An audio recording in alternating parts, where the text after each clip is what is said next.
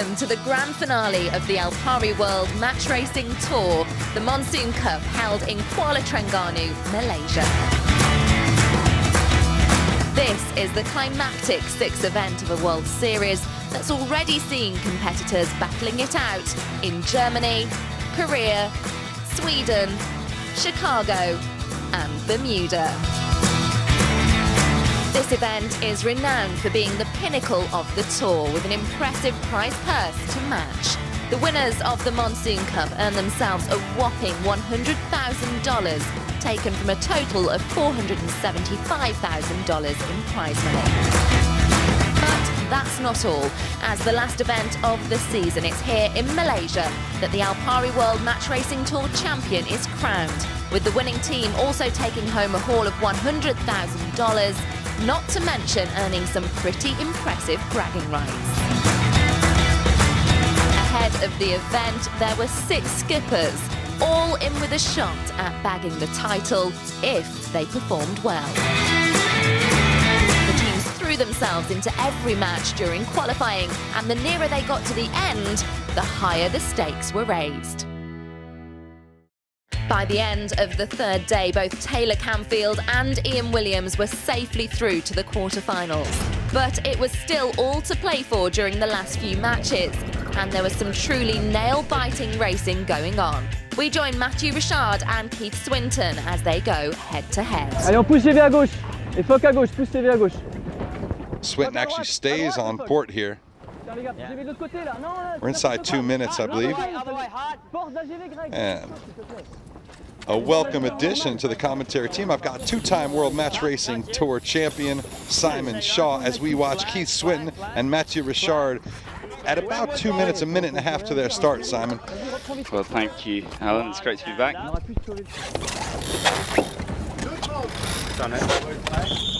Okay, best trim, guys, best trim. Best so we do have Matthew Richard carrying a penalty for that move where Swinton went across the stern and jibed into him. He's rounding a little bit as well. Mathieu Richard leading round the first top mark. Here we go, Mathieu Richard with the turn. Good call, Simon. And I tell you what, there's absolutely no doubt that he's going to cross Keith Swinton here. No, what a good move. Coming out hot. Coming out hot. Mathieu Richard caught on the back foot at the top, and again it's Swinton with the attack. One, and up. Pressing down. Nice This is job. to keep his Alpari Match Racing Tour hopes alive. And I tell you what, he is faster than Mathieu Richard now. Shade on, shade on, shade on. The bow is coming up on board Mathieu Richard, and he's trying to defend. Now this is key. Mathieu Richard trying to set the spinnaker as his air clears out behind. He needs to try and stop Swinton being able to jibe. He has to stay close enough. If Swinton is able to get enough distance to get that jibe in, and Mathieu Richard, I think, has really handed this to Swinton in these final few lengths. Okay, let's jibe here. 2, 1, jibing, staying high out of this, high out of this. And I think Richard, like you said, maybe a little too calm and smooth. He was smooth there. They had that race, they mounted. I mean, that was some of the finest sailing in the top 2/3 of that run that I've seen from Keith Swinton all year. So after an epic qualifying session, the scores looked like this. Taylor Canfield top qualifying, giving him the first choice of opponent. But who would he choose? Would he brave Ian Williams in an attempt to knock him out and secure his world title hopes early on? Or would he opt for a less threatening opponent? This year we're going to go for a little redemption against Keith Swinton. It was first blood to Canfield in this first to 2 points quarter-final, meaning he was on match point coming into this second race, where we join Alan Block and Simon Shaw for the pre-start. Now, I don't think Swinton can get across, so Canfield forcing him to jibe, and a Y flag now. And there's the flag confirming it. And that's a Boy. I felt like Swinton was in danger there, but I didn't feel like, I thought it was like he was enough safe, you know. It was actually quite fine. You know, I think Taylor just took a really nice positioning step there. He put himself in a great spot that Swinton really had no way out. Even though he was trying to avoid, he just had no way to really avoid. And once again, Canfield going up a penalty early. Now that is bad news for Swinton. When you're 1-0 down, that is not what you want. 1 minute 30 to go, and again, Swinton's on port and Canfield's on starboard. Dear, Swinton is imploding here. Canfield, I think, getting a small piece. That's a green flag, I think. That was close. No, oh, hang on, we've got another yellow. So we have a second penalty for Swinton. Bad times. Now, can Canfield make it 3? Swinton circling across the front. This time at least jibing onto starboard. Just major mental errors from the Black Swan team there. That is not the start he was looking for. The penalties were Swinton's undoing and Canfield sailed into the semi-finals, keeping his world title hopes alive. But would Ian Williams be joining him? He chose to face Francesco Bruni for his quarter-final. The pair were level on 1 apiece going into a third decisive match after the competition format was reduced to first to 2 points from first to 3. A tense pre-start ensued as Williams fought to stay in the hunt for his 5th World Championship title. A little bit of I think Williams is out here. Big back there from Matt Cassidy, taken on by Matt Parker on the trim, who then snaps it in on the right-hand side, and Williams leading the turn down away from Bruni.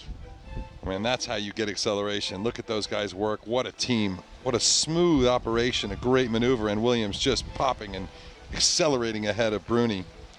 But I tell you what, Francesco Bruni did quite a good job of following him there. It was, sometimes you see Williams do that, and the other guy just caught the wrong side of the wind, takes ages to swim his bow back through the wind and then bear away down to follow Williams. And I think Williams will struggle to redial him up here, but he's certainly got a strong lead across towards this right-hand side.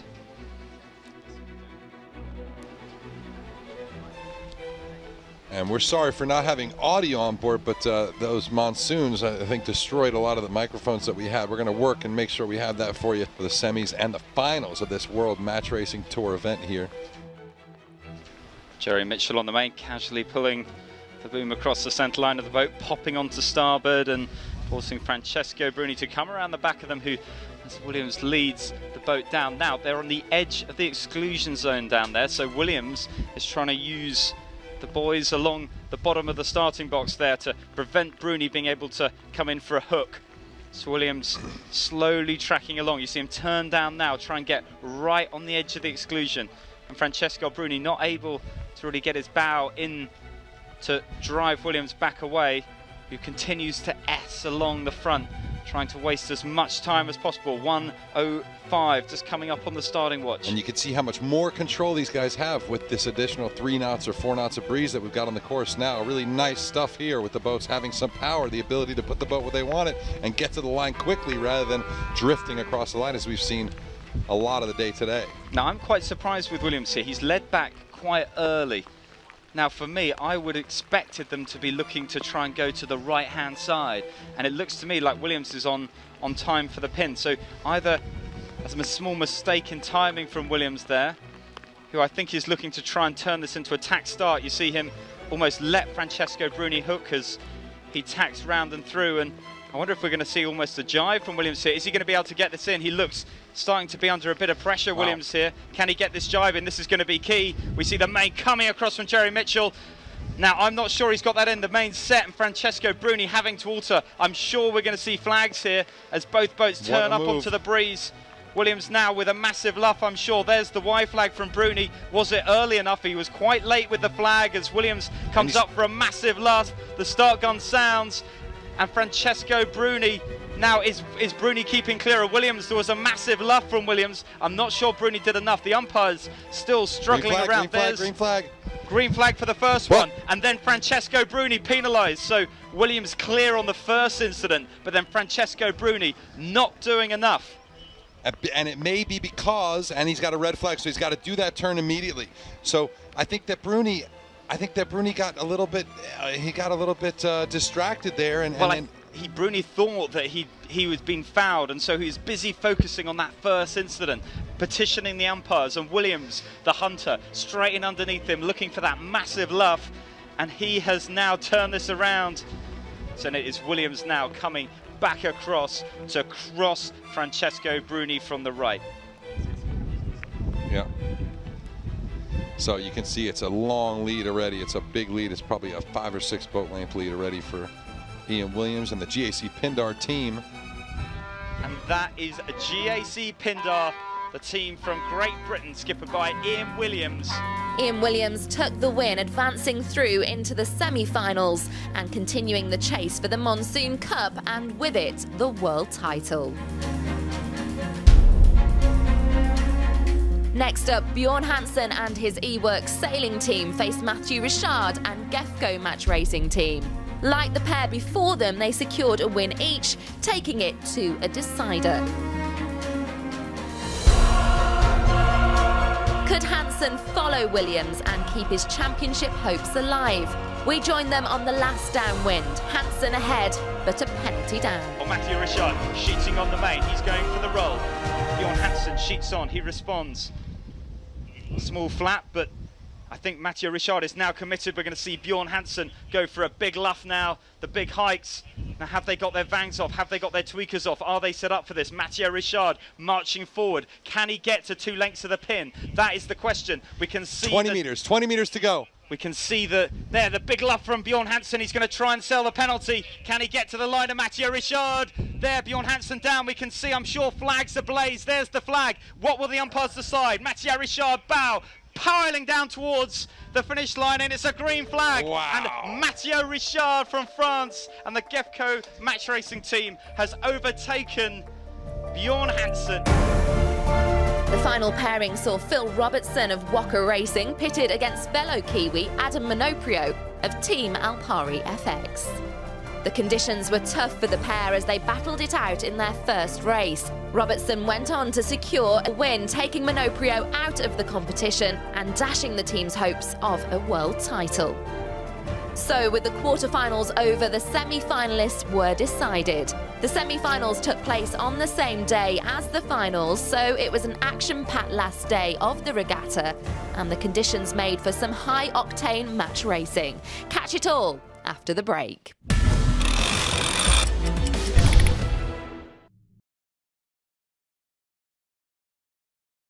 It's volatile out there. Conditions can change in an instant. You've got to stay in control, spot the opportunity, then make your move. It's all about execution. Search Alpari Race and get on board. Alpari, your global Forex broker. Forex is high risk and not suitable for all investors. Losses may exceed deposits.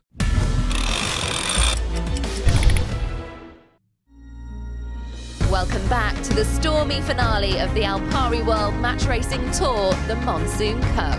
The conditions for the final day of racing were a real treat for competitors and spectators alike, with the northeast monsoon winds finally arriving. The semi-finals had yet to be sailed, and with first choice of opponent it was Taylor Canfield who elected to race Phil Robertson, once again avoiding a clash with Ian Williams. This time, all Canfield had to do was make the finals to win the World Championship title.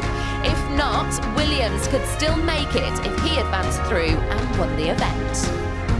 The pressure was clear to see as the first pre-start got underway between Williams and his team GAC Pindar and Gefco match racing team. Williams now circles down towards the dock. Williams across onto port, looking to Richard's on starboard, bringing his bow down. Can he get to him? No, Williams just escaping, and I tell you what, this is a real battle. Williams needs to try and get this jibing. Can he do it? I don't think he can. I think he missed his window there, and now Mathieu Richard has, whoa, Williams on the ropes. This is going to be a coming together. Williams on starboard. Williams has missed time, this Mathieu Richard. Right in, look at this, the bow crunching into the back, first impact, and the dock is coming into play. The dock is coming into pieces. That was a hard hit there. Now Mathieu Richard trying to turn away, but I'm not sure he can. The boat crashes in the side of the dock. The Frenchman is impaled on the side of the marina. And Mathieu Richard picks up a penalty in that exchange. The blue flag is up, and Ian Williams looking very strong. What an incredible move there, sending Mathieu Richard into the bricks. And clipping the dock on the way out, and now they'll have to see if there's any damage. Now Williams has to get the timing right here. He gets the tack. Mathieu Richard will tack underneath, most likely. There's the tack complete. Richard will get the start to the right-hand side. Final few seconds. Mathieu Richard not able to start on port, and so I think the slight better of the start's going to Ian Williams. Thanks to such an eventful pre-start, Richard couldn't recover and Williams took the win.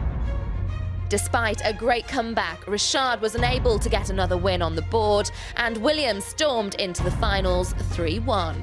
However, if Canfield won his semi-final, he would be crowned the Alpari World Match Racing Tour champion, whether he won the Monsoon Cup or not. It was 1-1 against Phil Robertson as they entered their third match on this first to 3-point showdown.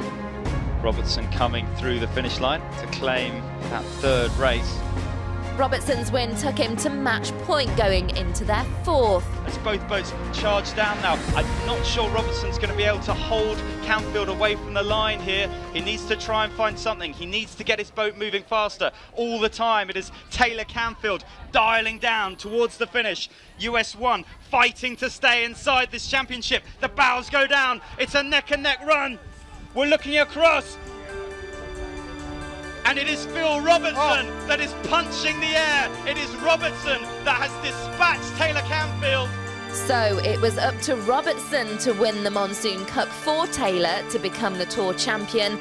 If Williams won, then he took the crown for a record 5th year. Welcome to the final of the Monsoon Cup and the moment where the Alpari World Match Racing Tour champion would also be decided. If Williams won the Monsoon Cup, he would also scoop the championship title.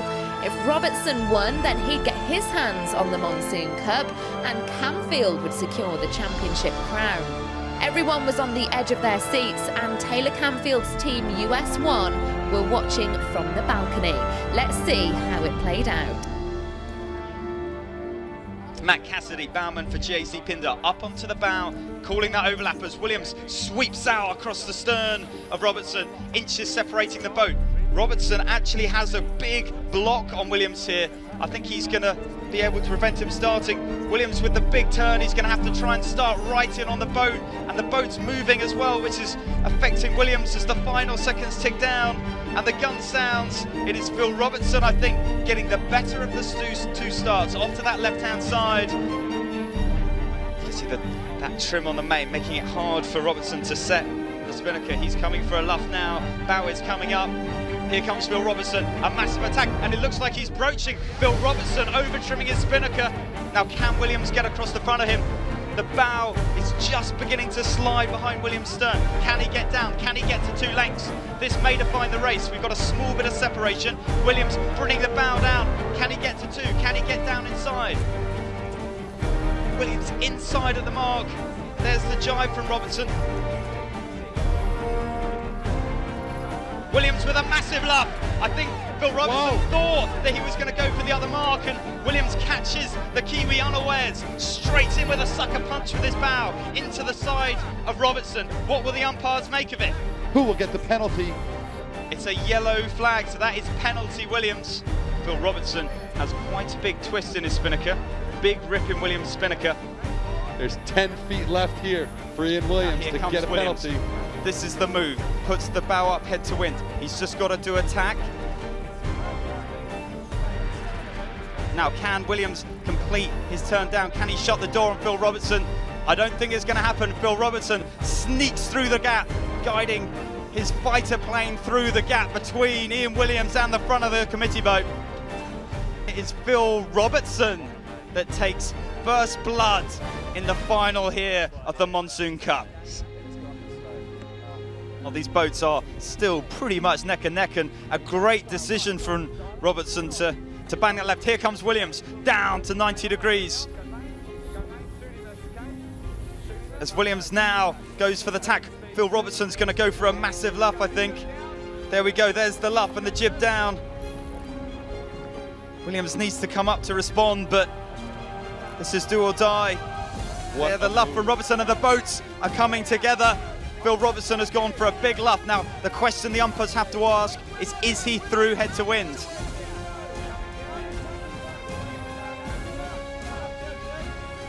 Now the spinnaker is out on board. The jib is down. It's disaster on board Williams' boat from a boat handling perspective.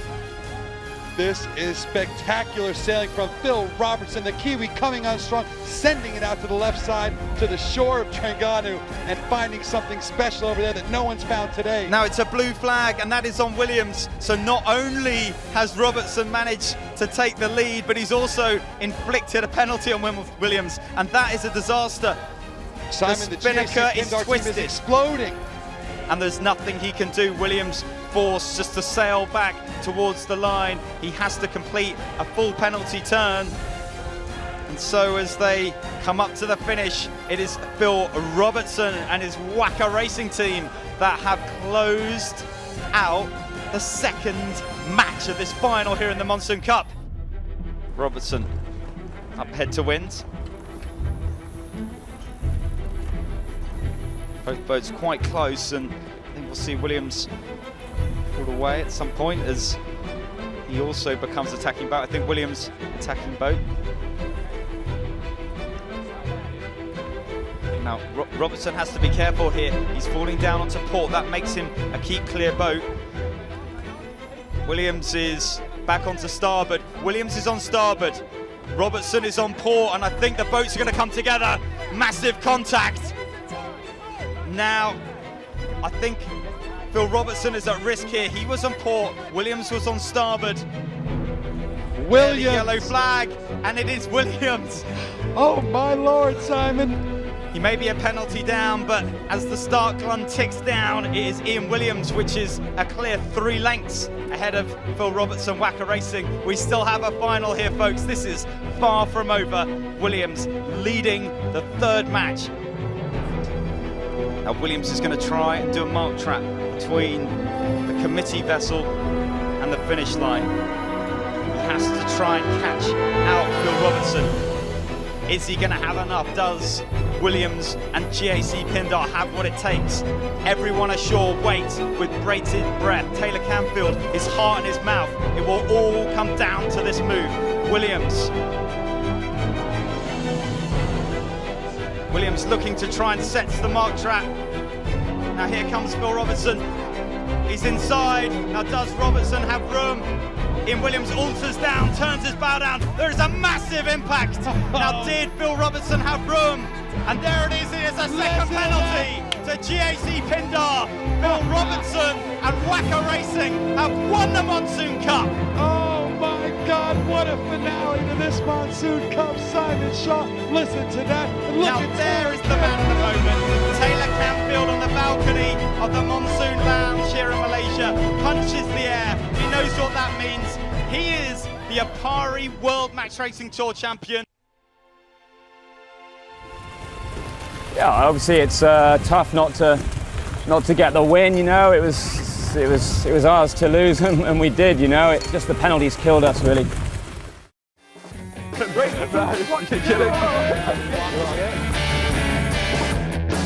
Taylor, world champion. How does that sound? Oh, it's unbelievable. It's so unreal right now. It's unfortunate that we had to rely on Phil to clinch the title for us, but we're happy now, and Phil sailed an unbelievable event, so power to him for beating us in the semis, and Williams 3-0 in the finals is impressive.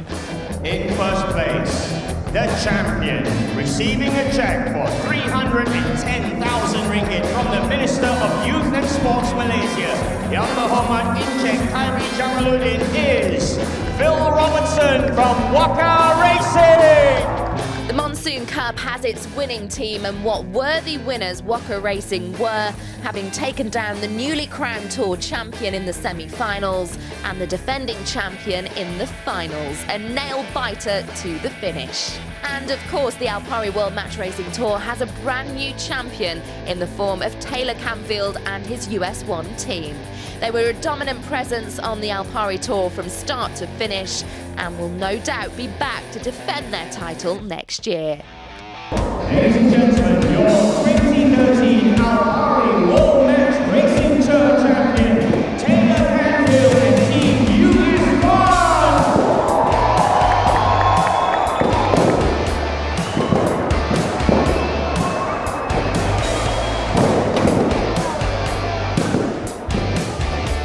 you join us in 2014 for another year of fierce match racing action as the Alpari World Match Racing Tour takes you across the globe with the world's best match racers at the helm. Don't miss it.